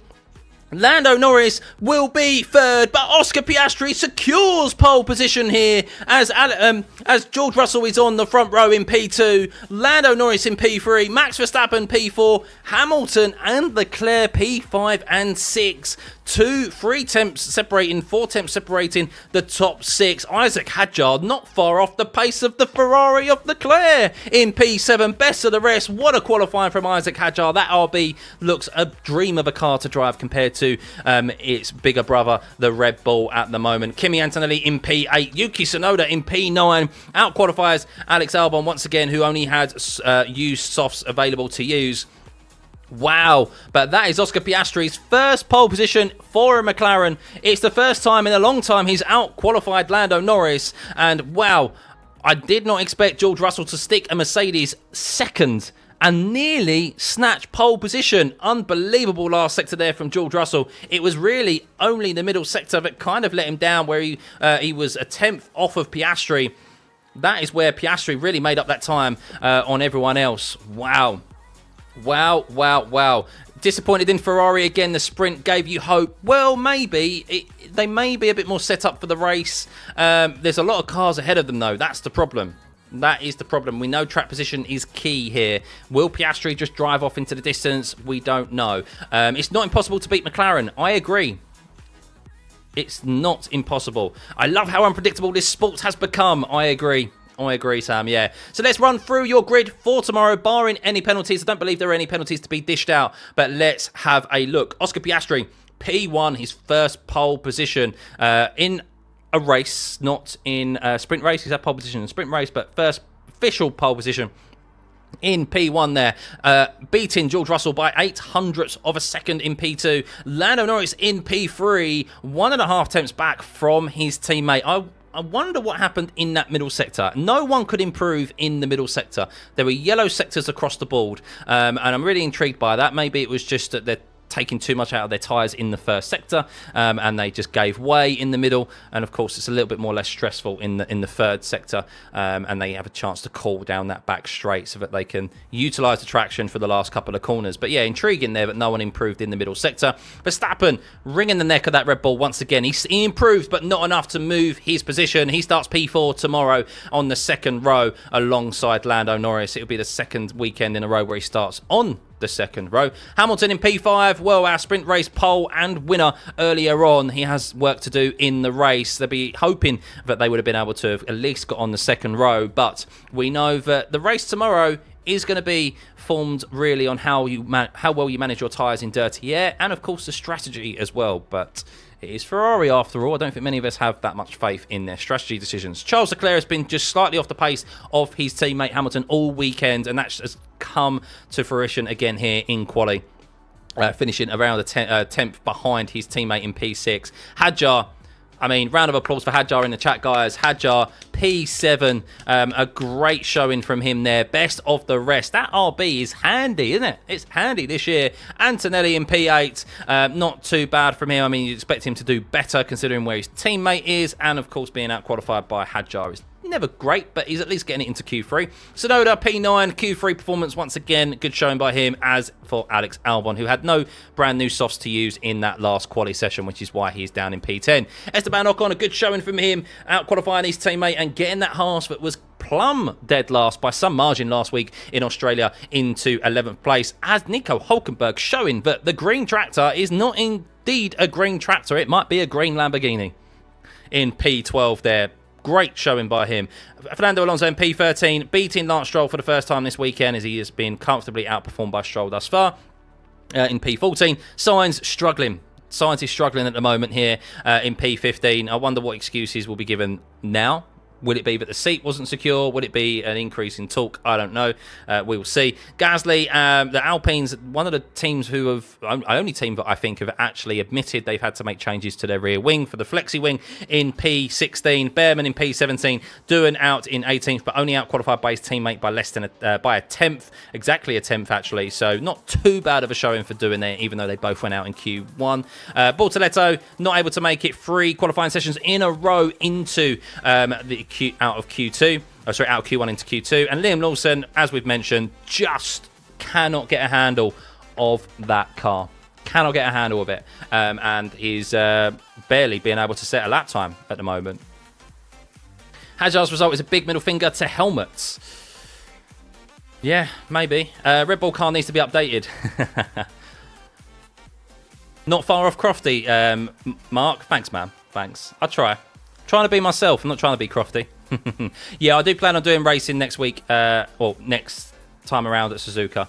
Yeah, I do. I need to get my B license back. So, Suzuka is going to be great. Yes, 5th year at AlphaTauri and out-qualified by a 1 Grand Prix rookie. Look, don't be like that.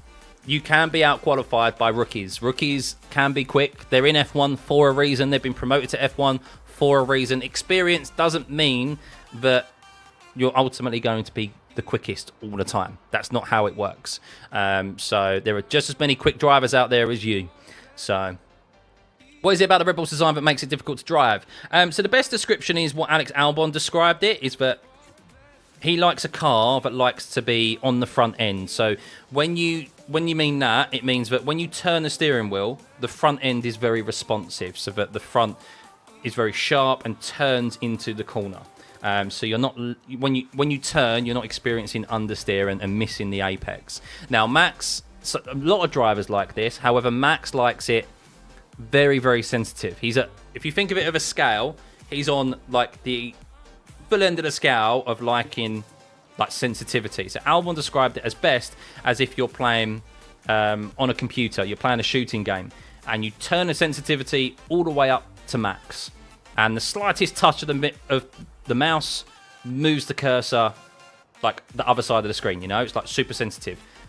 That's how he compared it to Max and him setting up his car. And it makes it very difficult to drive and makes it very twitchy. And you can see that with how Lawson is driving. I don't think I've seen Lawson go for a corner yet smoothly. Like, there are multiple corrections of the steering wheel in every single corner. I mean, to be fair, you see that with Max as well. But Max can handle it because that's his driving style. But Lawson, it's not. Perez, it wasn't. It wasn't for Albon. It wasn't for Gasly. And, yeah, it just makes it difficult to adapt to. Now, Lawson, unfortunately, wasn't able to get miles and miles of practice in that Red Bull car or previous iterations of the Red Bull car, unlike Kimi Antonelli was able to do in the Mercedes previous iterations. So that also hampers your adaptability or the time it takes to adapt. So yeah, we'll see if he can adapt to it, but it's going to be a tall order looking at the current state of that car. I think personally changes need to be made to that car to better suit Lawson, at least on his side of the garage. But whether they're willing to do that or not, I don't know, because that may sacrifice Max Verstappen's ability to perform, you know? And what would you rather do as a team? Is the rear spoiler nerf affecting Red Bull? No, I don't think so. I think all teams have passed the tests. The only team who has said they've had to change and adapt to it openly have been Alpine. McLaren have passed the tests and stuff like that. So, wind direction during the second run can take or add 0.5 seconds on this track. All of a sudden, you have no front end. Yeah, exactly. I was looking at the wind direction, and it seemed to be the same. Oh, no, it's a westerly wind now. Was it a southwesterly wind earlier? Yeah, maybe the wind direction altered the pace of those drivers in the middle sector. That definitely would explain things. So, big thank you, guys, for everyone tuning in. If you could hit the like button, surely we can get this stream to 1,000 likes. Go on, you can do it. You can do it. Hit the thumbs up, guys. Max can micro corrections with massive speed. Yeah. Same as Lewis, but Merc never made that twitchy car anymore. Yeah, I mean, that's the thing. Some drivers are able to adapt to it more, but I still think Max has a very unique driving style. And I don't think this is us or others trying to make excuses for Liam Lawson. Like, ultimately, he has to do better. But it does showcase that, look, if you've put in a fourth driver in that car, where there's not been too much in regard to... it's not like the regulations have completely changed or the design of that Red Bull has completely changed from last season to this season.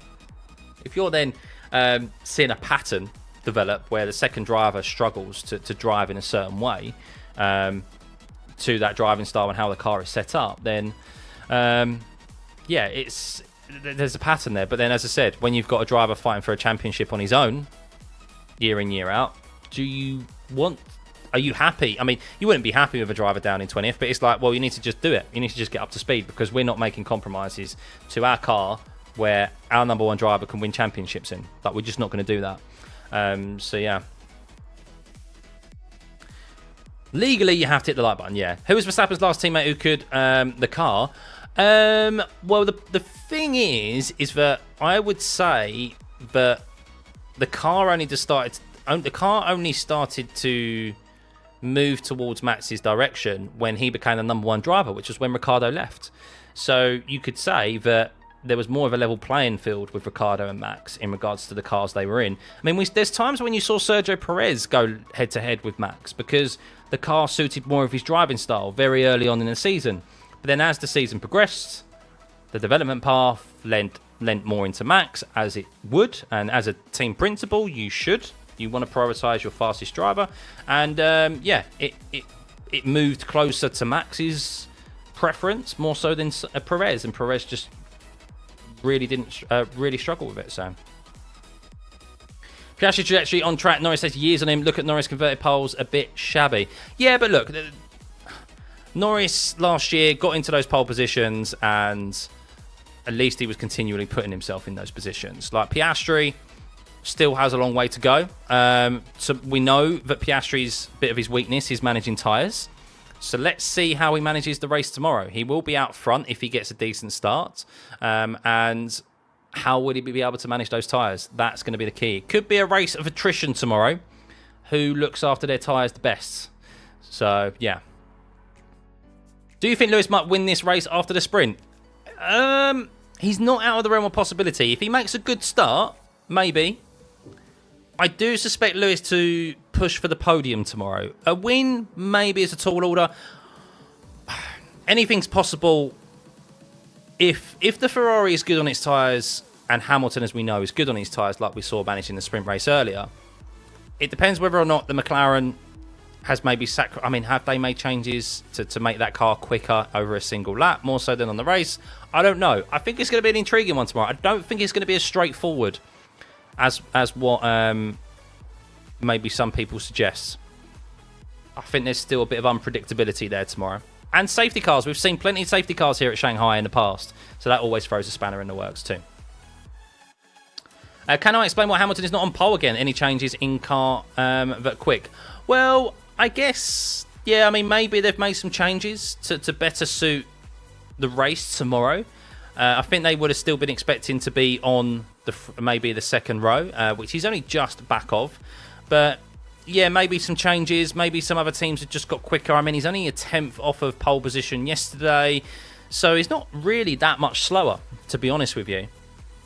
It's more so that Mercedes has made a gain there with George. The McLarens we knew were always quicker, and they really kind of cocked up yesterday, and they had that potential in the car. So I would say maybe Ferrari's where they are, but they might have a better race car. If McLaren can't make their tyres last, it's possible for Ferrari to catch up. Yeah, definitely. It's going to be intriguing tomorrow, guys, so be sure to tune in, of course. We'll be live tomorrow. No doubt we'll be live an hour before the race begins so that we can run through all the strategy options. The Pirelli graphic will be relevant this week because it won't be raining tomorrow. The weather is dry. So, yes, we'll see what tyre allocations the teams have, what strategies are on offer. Of course, yes, we'll double-check the weather and just have a run through what we potentially may expect to see. Is this a two-stop or a three-stop race tomorrow? Good question. I mean, I think it's minimum a two-stop. I don't think it'd be a three-stop. So I think, no doubt, the strategy will be medium, hard, hard. I think that'll be the strategy tomorrow, barring any safety cars. But yeah, we'll see. Hamilton is cooking Charles. I mean, he definitely has the better of him here this weekend, for sure. Why do I think Lawson is so slow, Jeffrey? Yeah, look, we've kind of gone over it a number of times here. It's just, I think it is definitely the car. I think that car is just super tricky to drive. Haven't seen Lawson take one corner where he hasn't made about 20 corrections in the steering wheel. And he's just finding it really difficult to adapt to. So that's not making particularly excuses for Lawson, but that's just what I'm seeing. I think if Lawson was the issue, I would call it out. And I still think there's an element of Perez not being the issue last year as well, or the previous years. And the thing is that when you lose confidence in this sport, you struggle. We saw that with Lewis Hamilton. We saw that evidently with Sergio Perez. And it's tricky. And especially when you then start to try and overdrive the car and try and just gain a bit more time in the corners here and there. It makes things really tricky and you just end up making more mistakes. And it's just a losing battle. Stuffeyy is better than Matt and Tommy. I'm not going to call Matt and Tommy, though, that name. I think Matt and Tommy are all right. I listen to them every now and then. Everyone has their audience at the end of the day, and everyone has their tastes. Lawson should be reverse Perez, lose in the beginning, gain points after mid-season. Yeah, Matt, I think he just needs time. And Red Bull have to give drivers time. They have to. They can't. I'm sure Lawson's they've got, end of the day, they've got the data. They've got stuff that they can look at that we can't. But I think it's quite clear for everyone to see from onboard footage how tricky that car is to handle. How really tricky it is. So it's a big foul from the Red Bull management to replace Perez. No, I don't think it is. I think it was time for Perez to move. There was never going to be any improvement from Perez. There was no point of return for Perez. Whereas at least you put a younger driver in, they can, at least Liam Lawson can eventually adapt. And Liam Lawson is an adaptable driver as well. It's not like Liam Lawson isn't talentless. Like, he has won a race in every single debut season he's been involved in, and that's across multiple racing disciplines. So he is very adaptable and knows how to drive varying styles of cars. So yeah, we will see if he's able to do it in the most high pressured environment of all, which is in a Red Bull in Formula 1, where there is so much scrutiny. He needs to just stay off social media, ignore any media sites, and just focus on himself, rather than getting bogged down in other things. So, battle for the 4 rings of rubber tomorrow. How balanced downforce setups to suit the conditions? Yeah, it's going to be intriguing. I mean, has anyone sacrificed for track? I mean, we could see how key track position was earlier on in the sprint race, but that was on the medium, not on the hard compound tyre. No one's done any running on the hard compound tyre because we had only 1 practice session. So that is an unknown of how that hard tyre is going to perform. It is going to be the tyre of choice, but how will it manage? Will it last an age? Will it fall off? I mean, yeah, you could see Mercedes be absolutely brilliant on it and McLaren be absolutely terrible on it. So, yeah. Red Bull had a bullet and he crashed a car several times in that season. That's Sergio Perez. Yeah, it wasn't great either, was it, for him there? But yes. What are your predictions for tomorrow, guys? Who do you think is going to win the race tomorrow? Let me know in the comments. In chat, who do you think is going to win? Who do you think is going to win? Red Bull is traumatising all new drivers coming in as Verstappen teammates. Sorry, that's my faults. Yeah, maybe. Is there any chance of Red Bull matching McLaren pace in upcoming races? Your take on wash capabilities or wash capabilities? I don't know. I mean, there is. I'm not convinced on Vosh. I can't remember his name. Pronounce his name. Yeah, I'm not so sure. Really, he's Newey's replacement. Probably took that Red Bull in a wrong development direction last year, but it's maybe affecting him at the start of this year as well. You do suspect the teams will improve, especially McLaren, especially if they can see an opportunity to convincingly win the Constructors again and the Drivers' Championship. They're not going to put all of their stock and resources into 2026. So, yeah, they can improve. I mean, it has to improve, really. It has to, because it just looks an absolute handful, even for Max. And that's you can do it over a single lap, as I mentioned. I sound like a broken record. You can do it over a single lap, but to do it over a full race distance is going to be intriguing. I do predict tomorrow that Max will probably lose a couple of positions tomorrow because of how his tyres will probably struggle. So, being an Aussie, I'm biased and hope Piastri will win. Nothing wrong with supporting your countrymen. Nothing wrong at all. What happened to Lewis? He couldn't make P1. No, just not as quick as yesterday, but not far off the pace, though. I mean, you're talking just under 3 tenths to Piastri, who we know the McLarens had the pace over a single lap anyway, but we know that from seeing the sprint race earlier that the race is a different kettle of fish. So, Hadjar did good, yeah. Norris for the win tomorrow, Alex, you think? Yeah, wouldn't rule him out. Wouldn't rule him out at all. I wouldn't rule out any of those. As I said, Russell's been quietly going about his business this weekend. He's been quietly confident, and he's confident on his race pace. So, although maybe didn't see that in the sprint race, but he was able to keep Leclerc behind. Oscar P1, Lando P2, Lewis P3. I think Lewis will take a podium tomorrow. I mean, it's been a good weekend for him thus far. But yeah, it'd be great to see one of the Ferraris on the podium tomorrow. But who knows? Who knows what's going to happen? George Russell isn't going to be waiting around, is he? He's going to be wanting to take it to Oscar Piastri, and Verstappen, no doubt, will be trying to make up as many positions as he possibly can in the early stages. So yeah. At the moment, it's looking like Ferrari's tyres only get up to speed late, while Merc are losing their tyres later stages. I disagree with that, because if you looked at Hamilton earlier on in the sprint race, his tyres were up to temp almost instantly. He was very good in the early stages of that sprint race. So, sprint race points adds on to overall standings. Yes, so if you want the update of the overall standings, ladies and gentlemen, let's have a look at those. Oh, I can't look at them because it's QUALI. Damn, they've removed them. But yeah, so yes, the points have been added. Lewis is now on level points with Oscar Piastri at the moment. Of course, that would all change if the positions finished, or if they finished as they are in their current positions. But yeah. But anyway, guys, that is it from me. I'm going to have a rundown of this grid one last time. If you can hit the like and subscribe button while I am doing so, hit the subscribe button. We'll be back tomorrow. And turn those notifications on. We're going to be back for... what time am I live tomorrow? I'm losing my mind. I'm losing my mind of when I am live tomorrow. I'm starting to go fuzzy. Oh, let's have a look. Let's have a look when I'm going live. I am going live at 6 a.m. And I will just double check that that is indeed the time.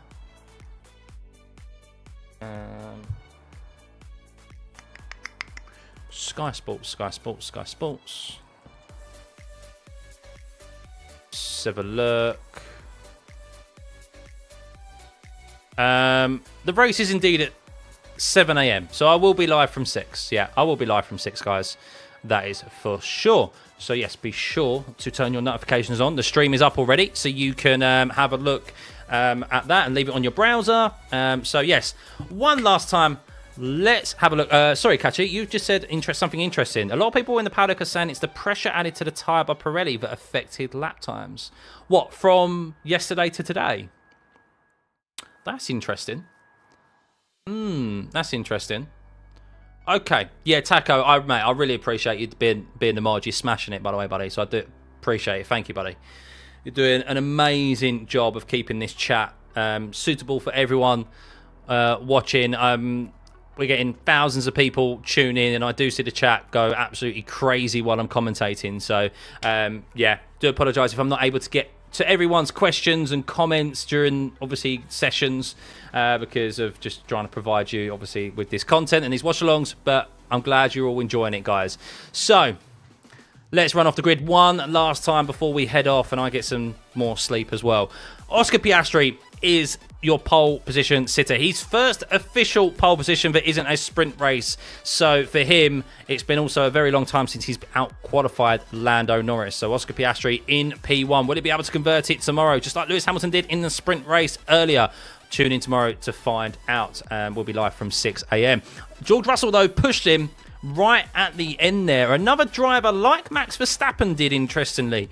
The last driver to cross the finish line, and he was the driver to go close to pushing for P1. So yes, it did prove that that track evolution was a thing, and being out there last was a benefit. Maybe the Ferraris missed a trick there, or the other drivers missed a trick. Max Verstappen went out first to set that lap. So yes, maybe they should have done what George Russell and Max did yesterday. Norris in P3, 1.5 tenths back from his teammate, unable to improve in that last run, but you do expect him to be strong in the race in that McLaren. Of course, he'll be wanting to go for the race win tomorrow and push his teammate. Max Verstappen, always there, never count him out in P4, but how good is that Red Bull over race pace? We saw it struggle on the front tyres in this morning in the sprint race. Will he see those demons, or those gremlins, shall we say, on the front tyres return tomorrow? Lewis Hamilton not able to repeat the heroics of pole position in sprint quali and his sprint race win earlier on, but P5 is not a terrible start for him. Oh no! No, you've disappeared. I was running through the grid for tomorrow. Oh no. I'll go to the... Hang on a second. I'll go to the replay. I'll go to the replay on here. It's got to be there for me to watch. There we go. Qualifying. Got to get this back up now. Unbelievable. Data. No, oh, come on. Where is it? I want to run through them. I want to run through them again.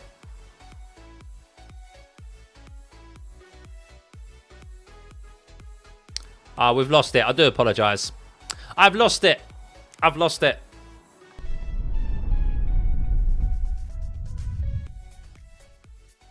I lost it. I do apologise. Okay. Well, that's that, guys. That's that. But yes, look. The Ferraris, Hamilton, as I mentioned, unable to repeat the heroics of yesterday and today, but we'll see if that Ferrari and his good tyre management come to the forefront and help him move his way up the grid tomorrow. It's going to be an interesting one. It's going to be a real interesting one. Charles Leclerc, of course, will be looking to improve on what's been overall a bit of a poor weekend for him, slightly off of Lewis's pace. Liam Lawson, I mean, look, let's down in P20. We've got to jump straight down to the bottom. That Red Bull is very much a handful on low fuel. He had a better go of it on higher fuel earlier on in the sprint race, and he made up 5 positions. So that Red Bull looks better under high fuel in Liam Lawson's hands. So maybe he will see progression tomorrow and have a recovery drive. That will do a world of confidence for him. But every lap is experience for him in trying to get under control and get in control of that Red Bull. But yeah, we will see. But yeah, there we go. There we go, guys. I think it's going to be another interesting one. It's definitely going to be another topsy-turvy race, I think, with these tyres and so forth. But let's see what will happen. So, yes, guys, thank you for tuning in. As always, hit that like and subscribe button. Turn the notifications on. And, yeah, we will see you bright and early again, 6 a.m. for the race tomorrow. Have a lovely rest of your Saturday, guys. And we'll see you in the morning. Bye.